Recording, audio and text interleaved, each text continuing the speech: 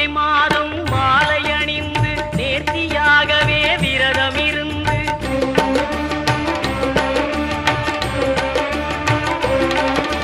பார்த்த சாரதியின் மைந்தனே உன்னை பார்க்க வேண்டி